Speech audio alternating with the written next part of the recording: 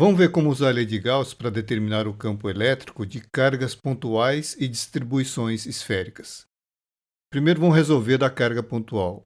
A gente vai ver que usando a lei de Gauss, a gente determina a fórmula do campo elétrico que a gente conhece da lei de Coulomb. E depois, como podemos estender o que sabemos da orientação do campo elétrico para o caso da carga pontual, estender isso para distribuições esféricas. Então, com isso, a gente vai ver como fica o campo elétrico de uma casca esférica e também de esferas maciças de cargas. Vamos lá. Vamos determinar o campo elétrico da carga pontual, ou o campo a uma distância r da carga, e vamos usar a lei de Gauss. Para usar a equação de Gauss, a gente precisa definir uma superfície fechada, e tem que ser uma que a gente consiga resolver a integral do fluxo, que é a integral que aparece no primeiro membro da equação. Mas mesmo desconhecendo a fórmula desse campo, a gente sabe que a intensidade ou o módulo do vetor campo elétrico é o mesmo em pontos equidistantes da carga, que é um ponto. E esses pontos equidistantes formam uma esfera concêntrica à carga. E a outra coisa que a gente sabe é que esse campo é puramente radial. A gente concluiu tudo isso sem conhecer a fórmula do campo elétrico da carga pontual, ou seja, sem usar a lei de Coulomb. Então, qual seria a geometria da superfície fechada que a gente deve usar para resolver a integral do fluxo? Vamos pensar um pouco. Então, a gente quer saber qual a geometria da superfície fechada para a gente conseguir resolver a integral do fluxo. Vamos lembrar que essa integral é uma soma de infinitos fluxos elementares desse jeito aqui. Vamos escrever ela aqui por extenso, lembrando que o n aqui está indo para infinito. Aqui nesse primeiro elemento, no elemento de área ΔA1, a normal é N1 e o campo é vetor E1, que é a normal e o campo elétrico desse elemento de área em particular. E depois o mesmo para os outros elementos até o último elemento que forma a minha superfície fechada. Vamos lembrar que esses produtos escalares eles ficam fáceis em dois casos em particular.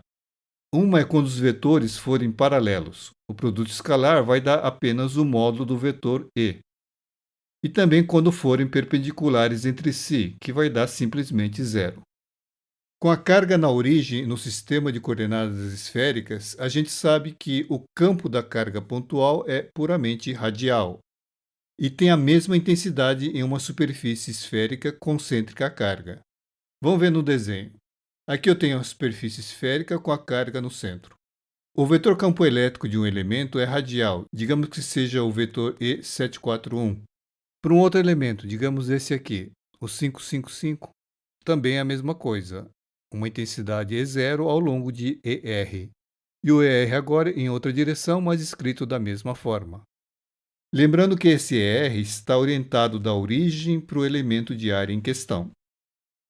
Portanto, o vetor E1 até o vetor EN vai ser um E0 ao longo de ER. O vetor unitário normal, que sempre aponta para fora da superfície fechada, aqui no desenho a normal do elemento 8087, e é igual para todos os outros elementos de área, ao longo de ER. Escrevendo vai ficar assim: vetor unitário normal N1 igual a N2 até o NN. E todos eles são iguais a ER, todos radiais. Então, a gente tem em cada elemento de área o vetor E e o vetor N paralelos entre si. Como vai ficar a nossa soma? Escrevendo ela aqui de novo, o produto escalar do vetor E1 com o N1, como os dois são radiais, isso vai dar simplesmente E0. E a mesma coisa para o próximo, e assim vai até o último produto escalar. A soma virou isso. E colocando o E0 em evidência, eu tenho aqui agora um somatório sobre todos os elementos de área, e naturalmente, somando todos os elementos de áreas, eu vou ter o resultado da minha superfície toda. E como a gente está supondo que o n é muito grande, então essa soma vai ser a área da esfera, que é 4πr².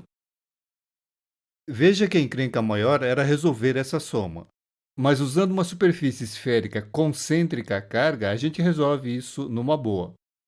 Agora, se a superfície estivesse deslocada, ou seja, se o centro não estivesse exatamente na carga, a gente não conseguiria mais resolver essa soma. E a mesma coisa se fosse um cubo ou qualquer outra forma. Ela precisa ser uma superfície esférica concêntrica à carga para a gente conseguir resolver essa soma e, consequentemente, a integral. Então a gente viu que a superfície adequada que a gente deve usar para resolver a integral do fluxo vai ser uma esfera com raio R e que passa pelo ponto onde a gente quer determinar o campo, e essa esfera é concêntrica à carga. Nessa esfera, o campo é E0ER e a normal é radial. Isso para todos os elementos de área da superfície, desse jeito aqui. Então, essa integral que a gente escreve assim nada mais é do que uma soma de fluxos elementares. E como no nosso caso o vetor E e a normal são radiais, e isso para todos os elementos da minha superfície fechada, isso vai ficar assim.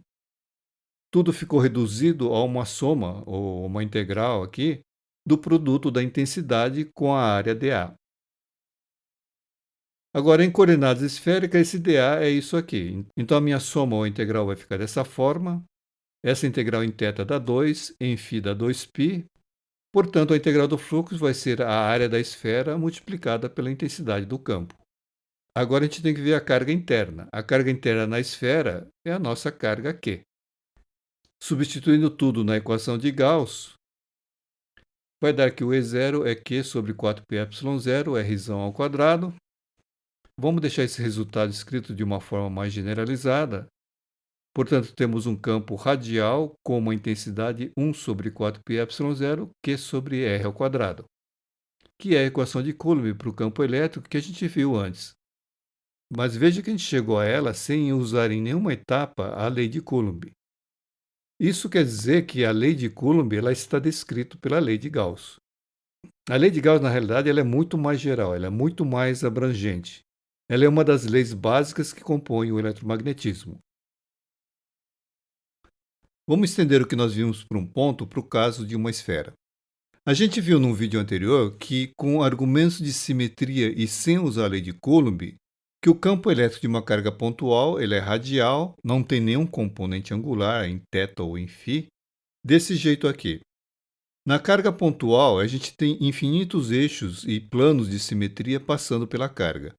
Vendo isso num plano, a gente tem infinitos eixos de simetria passando pela carga, e para cada plano a gente tem uma imagem espelhada no espaço dos vetores desse campo vetorial.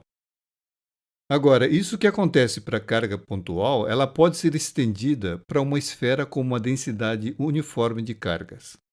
Se a gente fizer uma análise semelhante que fizemos para o ponto, a gente chega que o campo deve ser radial, sem nenhum componente em θ ou em φ, e num plano passando pelo seu centro, ele é simétrico a infinitos eixos que passam pelo seu centro e também com uma imagem espelhada dos vetores no espaço em relação a esses planos. Então, esse conjunto de equações 1, ele continua válido também para uma esfera com uma densidade uniforme de cargas. E a gente pode ainda dar mais uma esticada. Veja, se a gente fizer uma superposição dessas cascas, a gente pegar um monte de cascas, ou seja, um número infinito de cascas, com raio variando de 0 até um Rzão, a gente vai formar uma esfera maciça. E aí passamos a tratar a distribuição de cargas como uma distribuição volumétrica, que a gente representa por ρ, que pode ser uma constante e pode ainda variar conforme alguma equação dependente de R. Então, nessas condições, esse conjunto de equações 1 ela continua válido. Ou seja, a gente continua tendo um campo radial sem nenhum campo em θ ou em φ. Mas veja que quando juntamos cargas iguais, a gente tem uma força de repulsão entre elas. Então a gente tem que ter uma força de outra natureza que seja mais intensa que a força elétrica. Mas não vamos nos preocupar com isso e ver teoricamente como fica o campo elétrico para esses casos, da casca esférica e também de esferas maciças. Primeiro vamos ver o da casca esférica. Vamos determinar o campo elétrico da casca esférica com uma densidade superficial de cargas uniforme, ou seja, um sigma constante. Vamos ver primeiro o campo tanto dentro quanto fora dessa casca. Vamos usar coordenadas esféricas com o centro da esfera na origem. A gente vai usar a lei de Gauss e vamos ver o campo para um R menor que um Rzão. Aqui um desenho. Se existir um campo, ele deve ser um campo puramente radial. Então, desse jeito aqui. A superfície gaussiana adequada aqui é uma superfície esférica, uma esfera de raio R0 e concêntrica à casca. Desse jeito aqui. Para qualquer elemento de área dessa superfície, o campo tem uma intensidade E0 e é radial, e a normal é também radial. A integral do fluxo vai dar então a área da superfície multiplicada pelo E0. Agora a gente precisa ver a carga interna. A carga interna é a carga que está dentro da superfície, no caso, dentro dessa esfera. E a gente não tem nenhuma carga dentro da superfície gaussiana. Então a carga interna é nula. Pegando esse resultado e substituindo na equação de Gauss, a gente obtém que no interior da casca o campo é zero. Portanto, campo nulo no interior da casca. Vamos ver fora dela, em R maior que R. Num ponto P distante R1, aqui a casca e o ponto P. Se existir um campo, ele deve ser um campo puramente radial. Então, desse jeito aqui. E a gente usa de novo uma superfície gaussiana esférica concêntrica à distribuição. Desse jeito. E nessa superfície, em todos os elementos, o campo tem a mesma intensidade, é radial, assim como o vetor normal. Dessa forma, o fluxo vai dar então a área da esfera vezes o módulo do campo. A carga interna, a carga que está dentro da superfície gaussiana. Dentro da superfície gaussiana eu tenho toda a casca, então a carga é toda a carga que se encontra na casca. E aqui no caso, como o sigma, a densidade ela é uma constante, então basta multiplicar essa densidade pela área da casca. Usando esse resultado na equação de Gauss, a gente tem a intensidade do campo, que dá isso aqui. Reescrevendo de modo generalizado, vai ficar assim. Essa equação a gente pode ainda escrever em termos da carga total da casca, e vira isso, que é a fórmula do campo da carga pontual. Portanto, o campo fora da casca é o mesmo campo caso toda a carga estivesse concentrada no seu centro. Vamos agrupar os resultados. A gente tem então para a casca esférica um campo elétrico radial. Dentro o campo é igual a zero e fora dela o campo diminui com 1 sobre r ao quadrado. Agora, sobre a distribuição, ou seja, no ponto em cima da distribuição, onde r é igual a r, veja que essas duas equações dão resultados diferentes. Isso indica que a gente tem uma descontinuidade do campo nessa superfície da casca. A gente vai voltar a falar nisso em outro vídeo. Vamos calcular o campo elétrico para uma casca esférica de raio 10 centímetros e com uma carga de 1 microcoulomb por metro quadrado. O campo no interior é nulo e o campo fora é dado pela equação 15. Reescrevendo aqui e substituindo os valores numéricos, a gente obtém aproximadamente 1,1 sobre r ao quadrado kV por metro. Combinando com o campo zero no interior, o gráfico do campo elétrico em função do raio vai ser isso aqui. Campo nulo no interior e fora diminuindo com 1 sobre r ao quadrado. Vamos determinar o campo elétrico de uma esfera com uma densidade uniforme de cargas, um ρ constante. Vamos usar coordenadas esféricas com o centro da esfera na origem e a gente vai usar a lei de Gauss. Num ponto no interior, um r menor que r, a gente tem um campo radial. Aqui a esfera em corte e o ponto, o campo radial, e vamos usar uma superfície esférica de raio R0 como nossa superfície gaussiana. E nessa superfície o campo tem a mesma intensidade em todos os pontos e é radial, assim como a normal.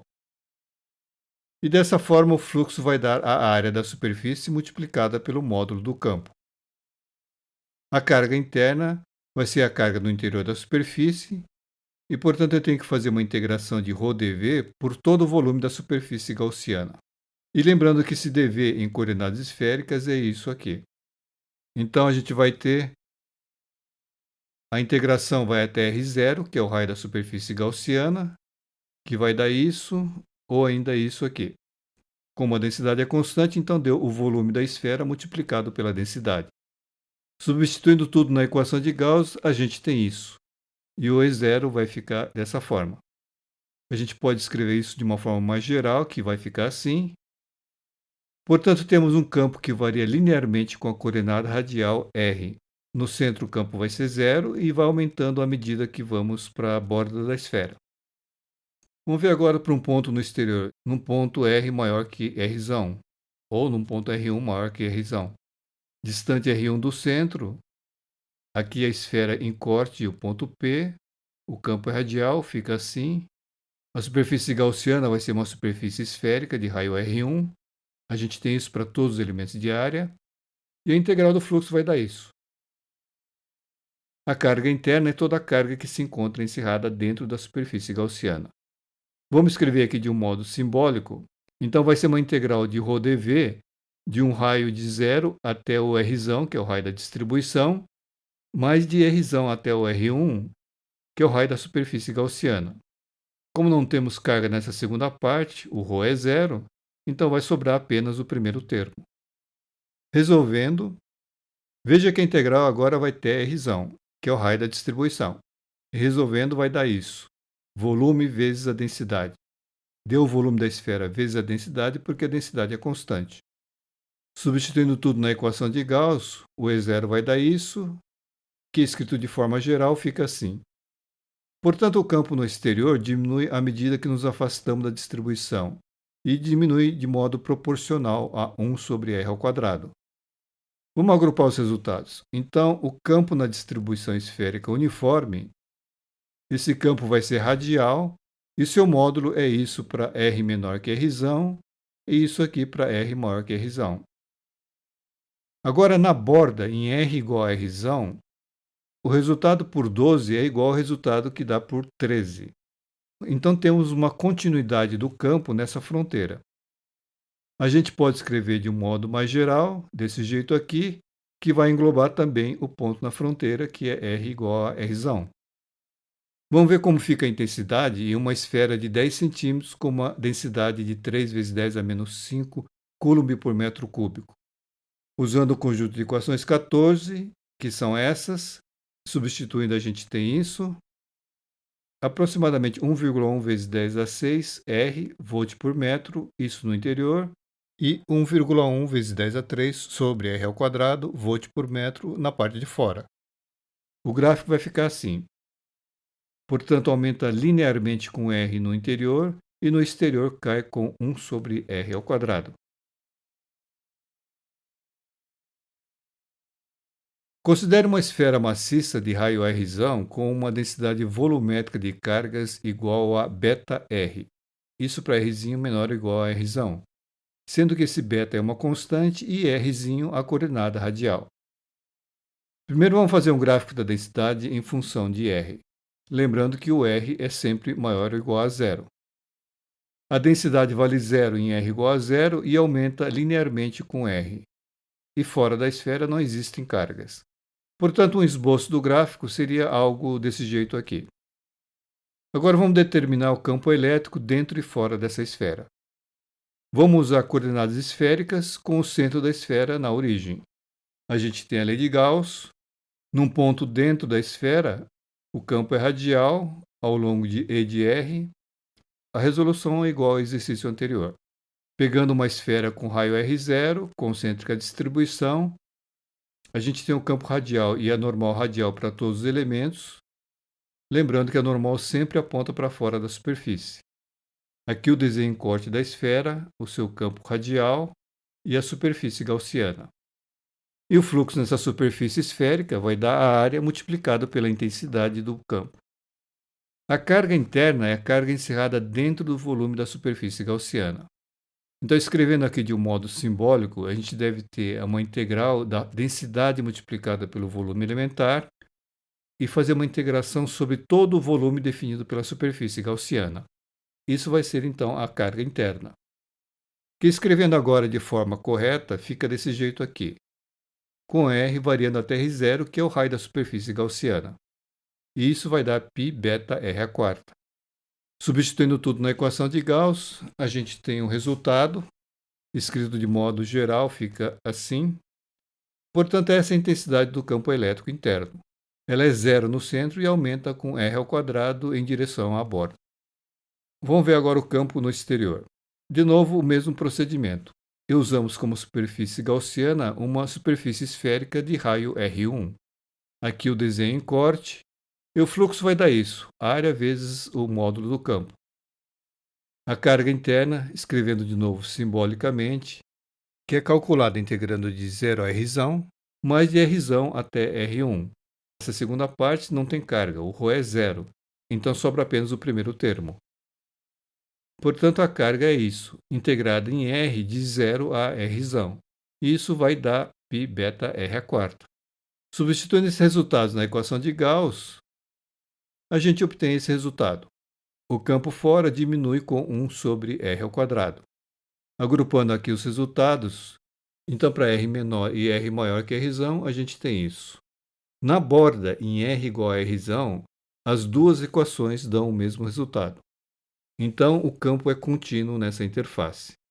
A gente escreve de uma forma mais geral, desse jeito aqui, e inclui a situação onde R igual a R. Vamos fazer um gráfico da intensidade do campo elétrico com a distância R, de uma distribuição volumétrica numa esfera de 10 centímetros, uma distribuição essa na forma βr, sendo beta igual a 4 vezes 10 a menos 4 coulomb por metro a 4. Tem a fórmula da intensidade, que substituindo os valores numéricos vai dar isso. E o gráfico fica assim. Portanto, o campo é zero no centro e aumenta parabolicamente em direção ao exterior, e fora o campo vai diminuindo proporcionalmente com 1 sobre r ao quadrado. Determinamos com a lei de Gauss a equação do campo elétrico da lei de Coulomb. E com isso a gente viu que essa lei, a lei de Coulomb, ela se encontra descrita pela lei de Gauss.